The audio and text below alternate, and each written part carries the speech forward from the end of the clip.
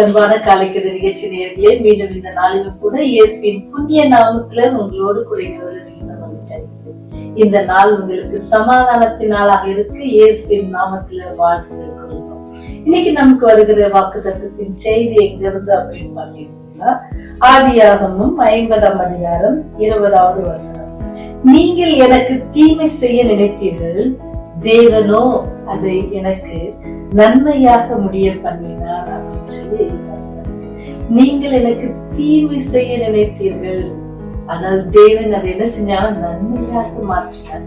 அவர் தீமையை கூட என்ன செய்வாராம், நன்மையாக மாற்றுகிற தேவன். எவ்வளவு வல்லமை உள்ள தேவன், எவ்வளவு அன்பான தேவன் பாத்தீங்களா. தீமையை கூட நன்மையாக மாற்ற. ஒரு குட்டி கதை உங்களோடு கூட பகிர்ந்துக்கலாம். என்ன சொன்னீங்கன்னு நினைச்சீங்கன்னா, பறந்து விரிந்த பாலைவனம். அந்த பாலைவனத்துல என்ன செஞ்சுன்னா, ஒரு மரம் இருந்துச்சு. அந்த மரத்தின் கிளைகள் எல்லாம் பட்டு போயிருந்துச்சு. ஆனா காய்ந்த நிலையில இருந்த அந்த மரத்துல ஒரு பறவை என்ன செஞ்சுன்னா, கூடு கட்டி வாழ்ந்துருந்துச்சு. அதுக்கு அந்த இடம் ரொம்ப போதுமானதாக இருந்துச்சு. அது எங்கேயும் சுற்றி அதனுடைய ஆகாரத்தை பார்த்து எப்படியோ வாழ்ந்து அந்த இடமே அதுக்கு ரொம்ப சந்தோஷத்தை தந்தது. அதை நினைச்சு இது ரொம்ப எனக்கு ஒரு சொர்க்கம் போல இருக்குது, எனக்கு எந்த வித பிரச்சனையும் இல்லை அப்படின்னு சொல்லி சமாதானமா அந்த பறவை அந்த கூட்டுல வாழ்ந்துட்டு இருந்துச்சு. அப்படி அது நல்ல சந்தோஷமா வாழ்ந்துருக்கிற அந்த நேரத்துல என்ன ஆச்சுன்னா, பெரிய சூறாவளி காற்று. அந்த பெரிய சூறாவளி காற்று என்ன செஞ்சிச்சு அப்படின்னு சொன்னா, அது கூட என்ன செஞ்சிச்சு, கழிச்சு குடிச்சு அந்த மரத்தை என்ன செஞ்சிருச்சு, கீழே விழ வச்சிருச்சு. அப்ப இந்த பறவைக்கு ரொம்ப கவலை ஆயிடுச்சு. அச்சோ, இது ரொம்ப நம்பிக்கையா இருந்தனே, இது இன்னைக்கு ரொம்ப எனக்கு நல்ல ஒரு வாழ்க்கை கிடைச்சிருச்சு, நல்ல ஒரு இடம் தங்குறதுக்கு கிடைச்சிருச்சு அப்படின்னு ரொம்ப சந்தோஷமா இருந்தனே அப்படின்னு சொல்லி ரொம்ப வேதனை. ஐயோ, திருப்பி நான் என்ன செய்யணும், இன்னொரு இடத்துக்கு தேடணும், இன்னொரு இடம் எனக்கு பிடிச்சிருக்கணும், அதுல என்ன செய்யணும், கூடு கட்டணும் அப்படின்னு சொல்லி ரொம்ப யோசிச்சு பறக்க ஆரம்பிச்சிச்சு. அந்த பாலைவனத்துல பறந்து பறந்து பாக்குது, அங்க எங்கேயுமே அதுக்கான இடத்தை அதால கண்டுபிடிக்க முடியல.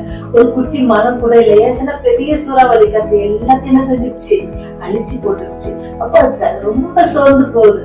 அதனால முடியவே இல்லை. கொஞ்சம் தான் பறக்கிறதுக்கு சக்தி கூட இல்லாம என்ன செய்யுது அப்படின்னு சொன்னா, கஷ்டப்பட்டு பறந்து பறந்து போகுது. அப்ப அது முயற்சி அது என்ன செய்ய போகுதுன்னா, இப்ப கைவிட போகுது. ஏன்னு சொன்னா, அதுக்கு என்ன செஞ்சிச்சு, ரொம்ப டயர்ட் ஆயிடுச்சு. ஏன்னா அதால பறக்க முடியல. ரொம்ப தூரம் பறந்த பாலைவனத்துல ரொம்ப தூரம் பறந்ததால அது ரொம்ப டயர்ட் ஆயிடுச்சு. அப்ப நினைச்சிச்சு மனசுக்குள்ள, அவ்வளவுதான், நம்ம வாழ்க்கை இதோட முடிஞ்சிருச்சு, நம்ம இனிமேல் எங்க கூடு கட்டி வாழ போறோம்னு சொல்லி. ஆனாலும் கூட அதனுடைய விடாமுயற்சினால இன்னும் கூட கொஞ்சம் என்ன செஞ்சா, பறக்க ஆரம்பிச்சு. பறக்க ஆரம்பிச்சோடனே ஒரு பெரிய ஒரு தோட்டம் போல ஒரு இடத்த அதனால காண முடிஞ்சிச்சா. அந்த இடத்துல பார்த்தா ஒரு மரம் இருந்துச்சா. அந்த மரம் என்னன்னா, பழங்கள் நிறைந்ததாக இருக்கு. ஃபர்ஸ்ட் இருந்த மரம் எப்படி இருந்துச்சுன்னா, பட்டு போயிருந்த மரத்துல கூடு கட்டி சந்தோஷமா இருந்துச்சு. அது பெரிய சோதனை இருந்துச்சு. அந்த சூறாவளிக்கு அப்புறம் என்ன ஆகுதுன்னு சொன்னா, அங்க ஒரு மரம் பாக்குது. அந்த மரத்துல என்ன இருக்கு, பழங்கள் நிறைய இருக்கிற மரம், பச்சை பசேல் இருக்கு. ரொம்ப சந்தோஷம். ஐயோ, அப்பதான் நினைச்சிச்சு, பரவாயில்ல, அந்த சூறாவளி வரலன்னா எனக்கு இந்த மரத்தை என்னால கண்டுபிடிச்சிருக்க முடியாது அப்படின்னு சொல்லி மனசுல நினைச்சது. ஒரு குட்டி கதை தான், சரிங்களா. இந்த கதையை பார்த்தோன்னே இந்த வசனத்துக்கு ஏற்ற மாதிரி யாரு உங்களுக்கு ஞாபகம் வருவாங்க தெரியுதா யாருக்காவது? ஒரு கிறிஸ்தவ பிள்ளைக்கு ஒரு வேலை கெஸ் பண்ணிருப்பீங்க. ஆண்டவர் எதையாவது பிள்ளைகளுக்கும் அவர் சொல்றாரு. யாருன்னு சொன்னா, யோசேப்பு. சரிங்களா.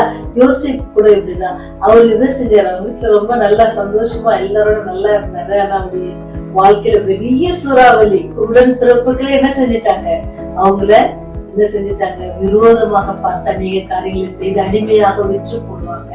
ஆனா அந்த அடிமையாக போன இடத்துல என்ன செய்வாருன்னா, ஆண்டவர் என்ன சொன்ன வசனம் இருக்குதுல, தீமையை அவர் நன்மையாக மாற்றி தருகிறது. ஒருவேளை நமக்கு அகெயின்ஸ்டா யாராவது தீமை செஞ்சாங்கன்னா, அந்த தீமை ஆண்டவர் நமக்கு எப்படி மாற்றி தருவாங்க, நன்மையாக மாற்றி தருவாங்க. யோசேப்புக்கு அப்படி மாற்றி தந்திருக்காங்க.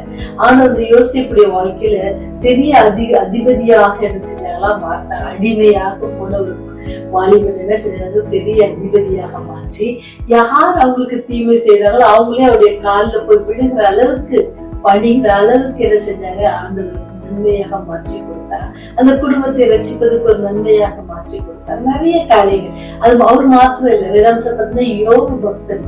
அவர் என்ன செய்வார்னு சொன்னா, அவருடைய வாழ்க்கையில அப்படிதான் எல்லாவற்றும் நல்லா ரொம்ப இருப்பாங்க, எல்லாம் அழிஞ்சு போயிடும். அவங்க என்ன செய்யணும், தேவன் யோசிப்பும் சரி, யாக்கோபும் சரி, 2 பேருமே தேவனுடைய அன்பை என்ன செஞ்சாங்க? விடாம பறிச்சு கொண்டாங்க. முன்பிலும் அதிகமாக அவங்க பறிச்சு கொண்டாங்க. ஏன், எப்படி அவருடைய தீமைகள் நன்மையாக மாற்றப்படுச்சுன்னா அவர்கள் தேவன் மேல் விசுவாசம். அதனாலதான் ரோமர் 8:23 இவ்வாறாக சொல்லுது, அன்றியும் அவருடைய தீர்மானத்தின்படி அழைக்கப்பட்டவர்களாய் தேவனத்தில் அன்பு கூறுகிறவர்களுக்கு சகலமும் எப்படி நடக்கும்? நன்மைக்கு ஏதுவாக நடக்கிறது என்று அறிந்திருக்கிறோம் என்று கூறுகிறது. பாத்தீங்களா? உங்களுடைய வாழ்க்கை, என்னுடைய வாழ்க்கையில் சூறாவளி போல ஒரு காரியங்கள் நடக்கும். சில பேர் நம்மகிட்ட பழகினவங்க, நம்மகிட்ட நல்லா பேசுறவங்க, சிலர் நம்மகிட்ட பேச கூட மாட்டாங்க. நம்ம பேரை கூட அவங்களுக்கு சொல்றதுக்கு பிடிக்காம போயிடும். அதெல்லாம் குறித்து நம்ம என்ன செய்ய தேவையில்ல, வருத்தப்பட தேவையில்ல. எல்லா காரியத்துக்கும் என்ன இருக்கு? ஆண்டவர் நன்மையாக மாற்றி தருகிற வல்லவர். நமக்கு அநேகர் தீங்கு செய்தாலும் அது ஆண்டவர் என்ன செய்யறாங்க? நன்மையாக மாற்றி தர. ஒருவேளை நம்ம நேசித்தவர்கள் அல்லது நம்முடைய உடன்பிறப்புகள், அவங்க கூட நம்ம என்ன செய்வாங்க? நெருக்க நேரிடலாம். ஆனாலும் கூட ஆண்டவர் நமக்கு சொல்றாரு, எப்படி யோசேப்பின் உடன்பிறப்புகள் எப்படி விருத்து காரியங்களை செய்தாங்களோ அவருக்கு ஆண்டவர் அவர்களை உயர்த்தி போல உங்களை உயர்த்தவர் வல்லவர். ஒருவேளை நீங்க அந்த சிச்சுவேஷன்ஸ்ல இருப்பீங்கன்னு சொன்னா ஆண்டவர் உங்களை என்ன செய்யாத உயர்த்த வல்லவர். ஒருவேளை யோபுவை போல விசுவாசத்துல நீங்க சோதிக்கப்பட்டுள்ள அநேக துன்பங்கள், வியாதிகள், கஷ்டங்கள், பிரச்சனைக்கு மேல பிரச்சனை எல்லாம் வருது அப்படின்னு சொன்னா நினைக்கிற காரியம் ஒன்னும் நடக்க மாட்டேங்குது. ஒரு காரியம் நினைச்சு செஞ்சா அது வேற மாதிரி புரிஞ்சுக்கிறாங்க. அப்படிலாம் நீங்க நினைச்சிருப்பீங்கன்னு சொன்னா இன்னைக்கு உங்களுக்கு வருகிற வாக்குத்தத்தத்தின் செய்தி என்னன்னு சொன்னா, நீங்கள் எனக்கு தீமை செய்ய நினைத்தீர்கள். யாரு? தேவனோ. சரிங்களா? அந்த வார்த்தை எவ்வளவு அழகா இருக்குல்ல? தேவனோ அதை நன்மையாக மாற்றி தர்றார்.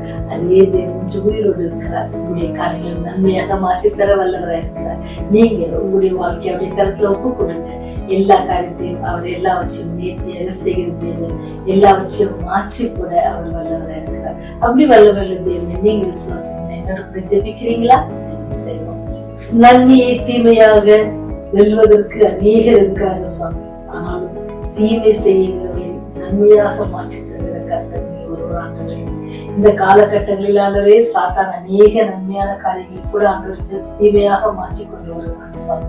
ஆனாலும் கூட நீர் வல்லவர், நீர் நல்லவர், நீர் கிருபை உள்ளவர் என்பதை ஒவ்வொரு நாளும் எங்களுக்கு உணர்த்தி வருவதற்காக நன்றி செலுத்துவோம்.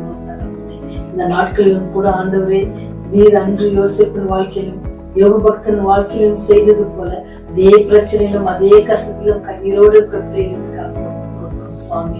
ஒருவேளை சோர்ந்து போயிருப்பாங்க, அவங்க வாழ்க்கையில ஏற்பட்டிருக்கிற சூறாவளி நிமித்தம் சோர்ந்து போயிருப்பாங்க சொன்னா விசுவாசத்தின் வாழ்க்கையில ஆண்டவரே தேவனத்தில் அன்பு கூறுவதற்கு சகலமும் நன்மைக்கு ஏதுவாக நடக்கிறது என்பதை அவர்கள் புரிந்து கொள்ள நீங்க கிருபை செய்யுங்க சுவாமி. எல்லாவற்றையும் மேற்கொண்ட தேவன் எங்களோடு கூட இருக்கிறீங்க. மரணத்தை ஜெயித்தவர் எங்களோடு கூட இருக்கீங்க. பாதாளத்தின் திறவுகளை வைத்திருவர் எங்களோடு கூட இருக்கிறீங்க. நாங்கள் உணர்ந்தவர்களாக ஒவ்வொரு நாளும் கடந்து செல்ல நீர் எங்களை பலப்படுத்துற சாமி. தொடர்ந்து நாள் உங்களுடைய அன்பிலே நிலைத்திருக்க, உங்களுடைய விசுவாசத்திலே நிலைத்திருக்க, எல்லா சூழலையும் உண்மையே பற்றி இருக்க, உண்மையே நோக்கி இருக்க எங்களுக்கு நீர் பலத்திருக்காங்க. ஆவியானவர் பிரதேசித்தாங்க. என்னுடைய பாவங்களை மன்னித்தருளுங்க. ராஜ்யம் வருவதை நினைத்தல்லுமா இயேசுவின் வழியை ஜெபிக்கிறோம் ஜீவனுள்ள பரலோக பிதாவே. ஆமென். ஆமென்.